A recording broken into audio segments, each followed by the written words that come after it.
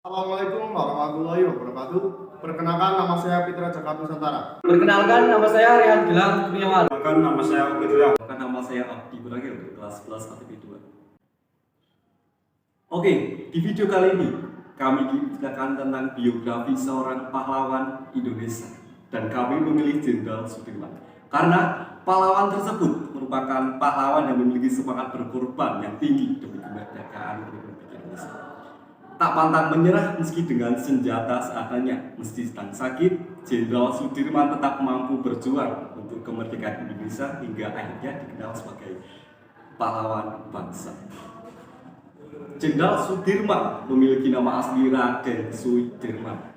Jenderal Sudirman lahir di Bodas, Karangjati, Rambang, Probolinggo pada tanggal 24/19/16.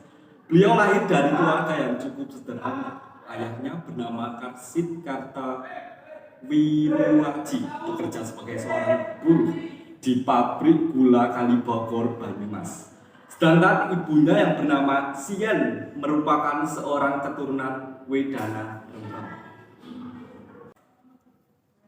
Sejarah perang gerilya melansir dari Kelaspintar.id, latar belakang dari perang ini yaitu kedatangan Belanda kembali ke Indonesia. Belanda mendatangi beberapa wilayah termasuk Jawa.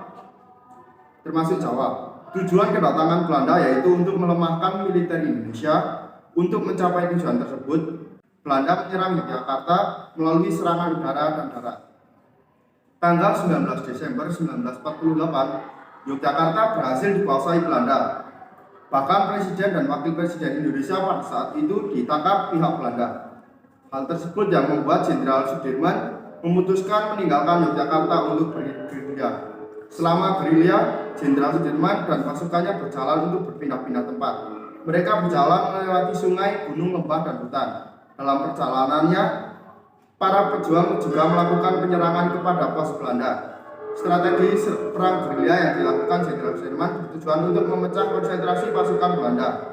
Kondisi tersebut ternyata efektif untuk membuat Belanda kewalahan. Terlebih penyerangan tersebut dilakukan secara tiba-tiba dan cepat.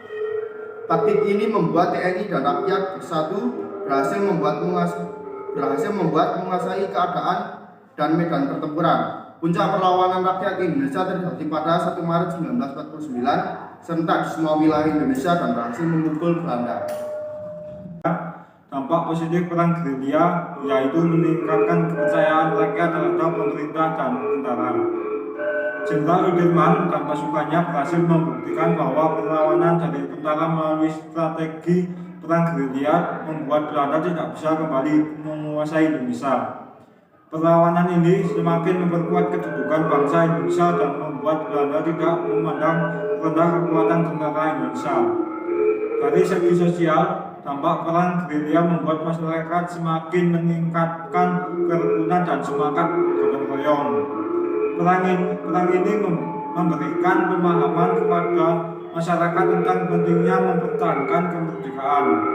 Adanya perang ini juga membuat masyarakat meningkatkan kewaspadaan terhadap kemungkinan kedatangan tentara Belanda. Pemimpinan Jenderal sebagai tokoh perang gerilya. Keberhasilan perang gerilya tidak bisa lepas dari peran pemimpinnya. Jenderal Sudirman merupakan pejuang kemerdekaan yang sudah berjuang sejak menjadi anggota Pembela Tanah Air atau PETA. Dalam jurnal Strategi Pertahanan Semesta 6 disebabkan bahwa Jenderal Sudirman merupakan pemimpin Kesatuan Tentara Keselamatan Rakyat atau TKR yang cerdas, cakap.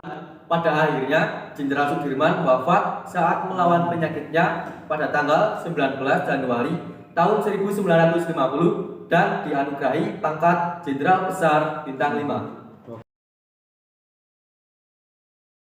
Komando.